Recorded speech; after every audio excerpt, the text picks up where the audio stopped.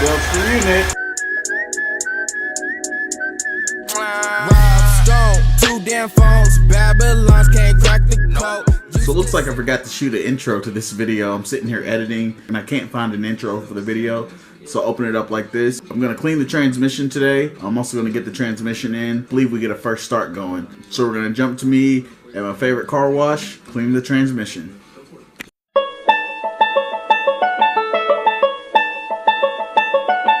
So my camera died on me at the gas station. I'm not sure what it is about the gas station, but every time I go, I seem to lose footage or my camera dies. Didn't have a spare battery on me, so I just did everything off camera. Go ahead and show you the transmission. It is a lot cleaner than it had been. It's not perfect. There are still some spots that have some grease on it, but I wasn't shooting for perfection and a super shiny transmission. I just wanted to clean it up, so as I was working with it, I wasn't getting as dirty.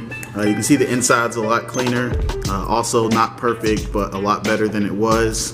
I ended up using the oven cleaner. I ran out of the engine degreaser about halfway through the transmission, and then I went ahead and sprayed the oven cleaner on it. I don't suggest you do that. It's not recommended. It does eat at aluminum. Transmission came out good. I think it's nice and clean. You know, we can actually see some aluminum now, so that's great. I'll probably give this a day or so to dry out, because I'm not gonna wipe it down. I'll just let it air dry, and then I'll put the transmission back on. So my new clutch kit came with the new pallet bearing. I was gonna use my old one. It was still in decent condition, but since this one came with the new pallet bearing, I'll go ahead and throw this in on my flywheel. I'm just gonna press this in and start from there. You can see that I got my new Exetti clutch. Already checked it to make sure it's the right size. It is correct, the splines fit. So we should be able to get this done today. And then you know, we'll be ready for a first start after we get everything buttoned back up. We'll start the car up, drain all the fluids, and get some new fluids in it. For all of you special mechanics out there, internet warriors, don't worry, I'm gonna press this in with the socket. I know you're not supposed to hit on it, but it's the best I can do, so that's what I'm gonna be doing. You don't have to do this, nobody else has to do this, but it's gonna be the way that I do it. All right, this is a 24mm socket. It fits just around it. It's not gonna hit on the bearing, it's just gonna hit on the outside of the metal. And I'm just gonna lightly tap it down with a rubber mallet.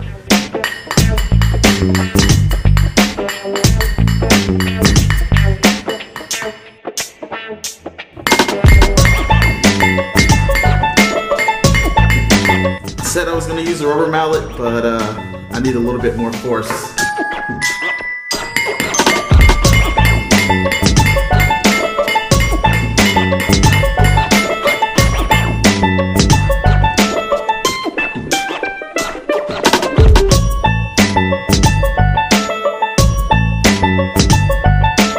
So to get the flywheel on the clutch, I'm going to use a little bit of Loctite on the bolts. I know I said I wasn't going to, but I broke down when I went and got some Loctite when I had to put the new pallet bearing in.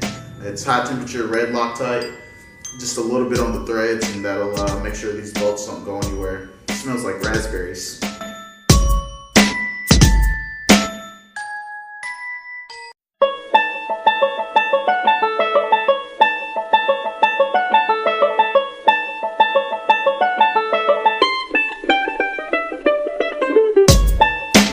The installation guide that came with this kit says to make sure you never use air tools on these bolts.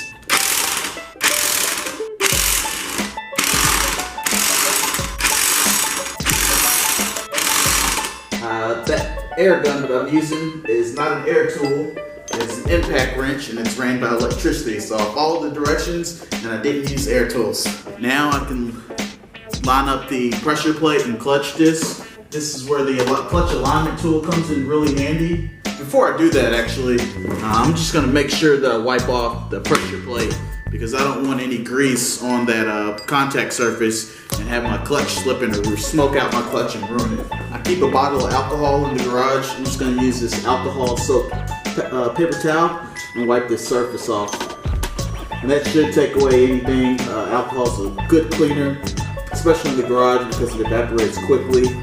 So I can just wipe this off. It'll be evaporated in no time. It was a little bit dirty. They spray grease on it in the factory to protect it from rust.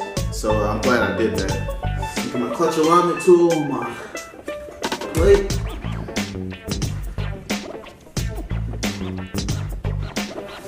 I'm also going to go ahead and wipe off the surface on the pressure plate.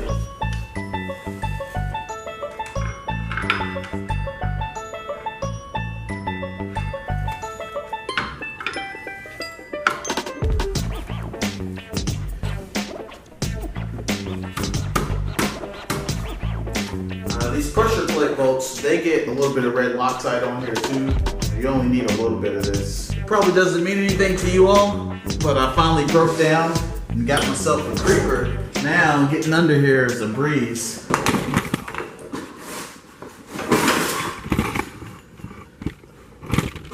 It's a little too easy to move around on this thing.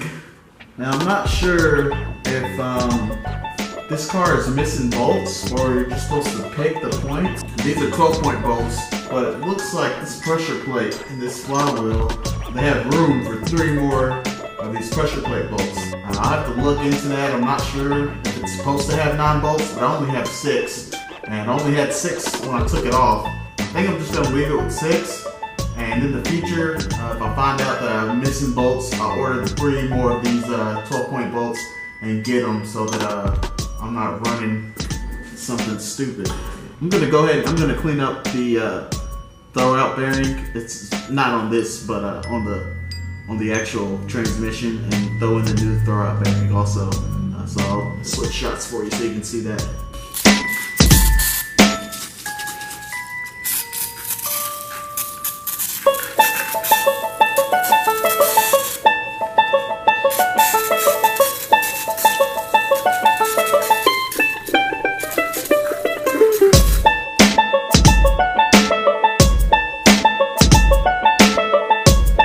As you see, that looks a lot better, not nearly as bad as it was.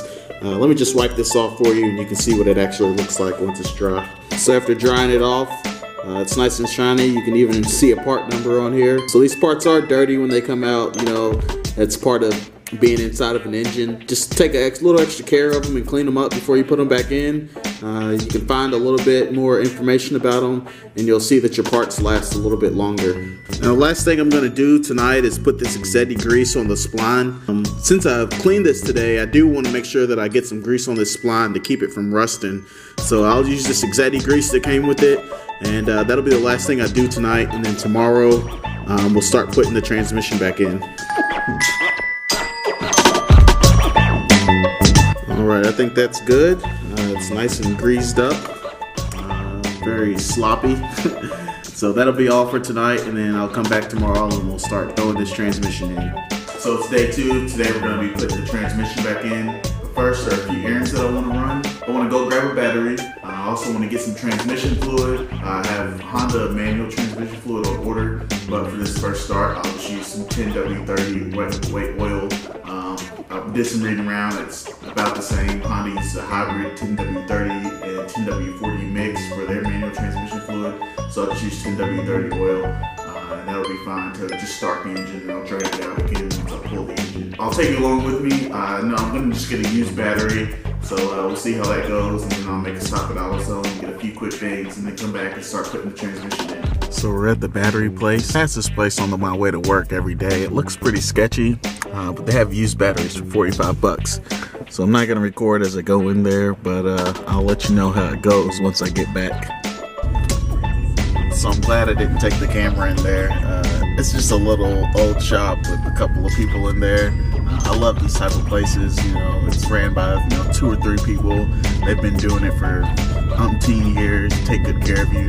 But this guy, he guarantees the battery for a year, even though it's used. And if something's wrong with it, you just bring it back to him and he'll replace it, or get you set up with a prorated brace or something. And we're here at AutoZone. Just gonna run in and grab the transmission fluid, or 10W30, 10W40 oil, some radiator flush, and then I'll get some. I also thought on the way here I was gonna get some octane booster, because I'm gonna pump out all the old gas and just get some octane boosters so that any old gas that's in there will have a little bit of high octane, and I'll just refill the gas tank also. So I'll go run in here and grab these things, and I'll be right back. So AutoZone treated me well as usual. Like I said, I got the octane booster because I'll be flushing the gas tank and putting new gas in it, and I just want to make sure I get some good octane boost through those injectors to clean them out since they've been sitting. I went with 10W40 oil. It's a little bit thicker. I think that'll work a little bit better on this high revving engine. I won't be revving it, but I just want to go with the best that I can. I skipped the radiator flush. Stuff was like 15 bucks for radiator flush, and I'm just going to use distilled water. When I flush my radiator on my motorcycle, I just run distilled water through it till it's clean. So I'm going to try that first before I spend the 15 bucks for a big can of radiator flush and then don't use it all. So this will work for me. All right, so we're back at the garage.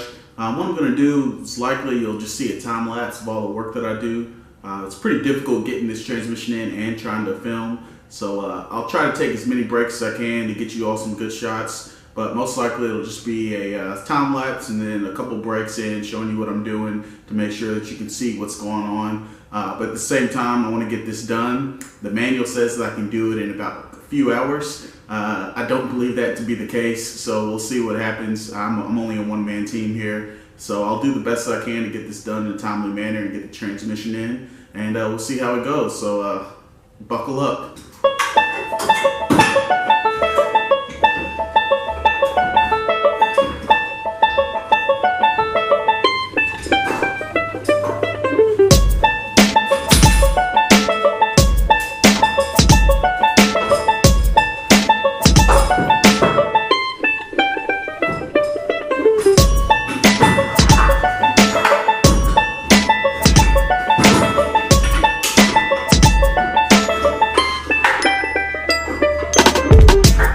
So I figured this was going to happen. I'm going to have to call in some reinforcements for help. Good news, help is on the way. While I wait for help, I figure there's a few things that I can do. I know I wanted to get the transmission in today, but while I wait, I don't want to waste this time. So on the inside of this car, it's pretty dirty. So what I can do is get my vacuum cleaner out here and start cleaning this up in here. I'm not sure if you can see what it looks like. It looks just like this. So I brought a light over here so you can get a better look at the inside.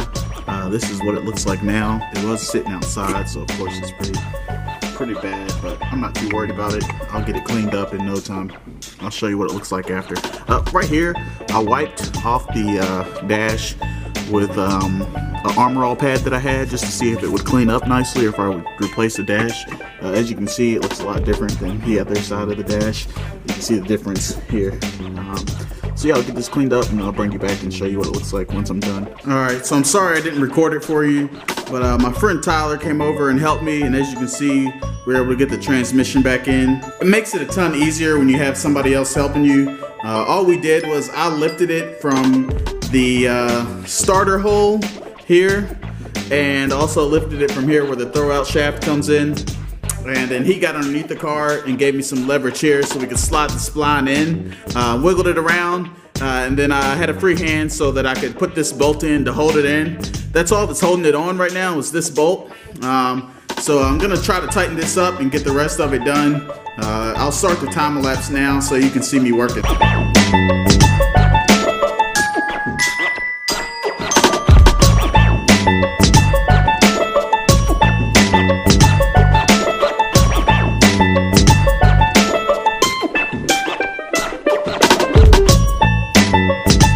So the problem I'm facing now is this bolt won't match up with where it needs to go. This bolt here goes into a motor mount. The motor mount will not line into the holes. So this is the motor mount here.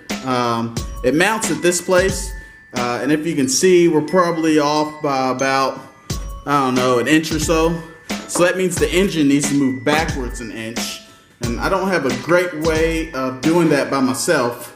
So give me a second and I'm gonna see if I can get this figured out. All right, so what I did was I ended up putting the motor mount on the transmission first, and then I used these two guide rails here to guide the motor mount into place. And then once it was in place, I bolted this down with the impact gun, and that pulled the transmission up to the motor mount. So I just had to put a bolt here and a bolt here, and we'll be holding the engine from 2 points now. So I'll go back to doing the time lapse so you all can see that. I can't get it to a bolt. I don't know why. I took it out, but I can't get the socket back on there to get it back in.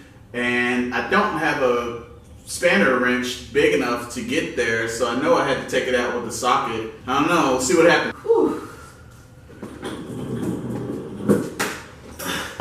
Alright, well I finally got to it. What I had to do was take the socket off of the wrench and spin it on there. And after I had enough room, I could get the socket on there and then I could wrench it on. The issue was that right where the downpipe comes by, there's a bolt that goes into the transmission, and there's not enough room to fit a bolt or socket and a wrench inside of that space. So I had to just use the socket and spin it with my hand until I had enough room to get the wrench in there and turn it. Let's get back to it. All right, I'm gonna have to look into why my camera keeps doing this. I'll be recording and then my camera will shut off after a certain amount of time. I have plenty of memory card left, but I lost some of the footage of me working on the car. I'll still use what I have, but I just want to let you all know I got the transmission in, have all the mounting bolts in as well. The motor mount bolts are in. I got there's bolts that go into the engine block. There's one here, here, and here. I got those in. There's also,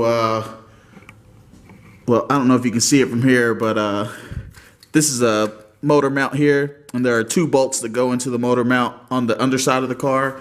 There's also, I think there's 2 other bolts down there that I got in, and then I just got to get the dust plate in. Then I can put the radiator in and start buttoning up the starter, the distributor, get the clutch slave cylinder on. I'll probably put the clutch slave cylinder on first because it's right here in front of me. But I'll get that stuff on, and we're that much closer to getting this engine going.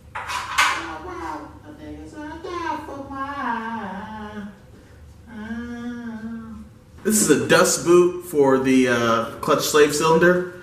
I'm gonna just clean it off a little bit because it's a little bit dirty. If you've seen any of my other videos, you know I usually wear gloves, and it's for this reason. I work an office job and it's not very nice to go in there with hands looking like this.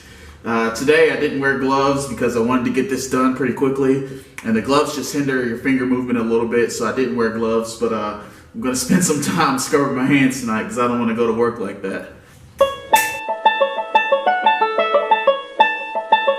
Clutch safe cylinder is in. I think first I'm going to try to get the starter in. I need to grab an extension though for these bolts. And actually, before I put that on, I'm going to make sure I ground this transmission. There's a ground bolt just right here on the inside of the frame. I want to make sure that I get in there. Ground bolt is in.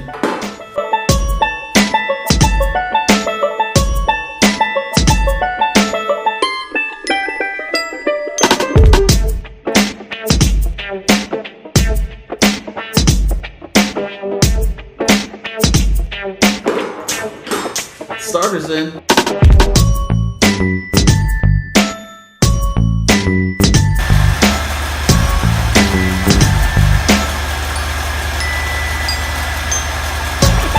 Well, for you, Nick. Rob Stone, 2 damn phones, Babylons can't crack the code. Used to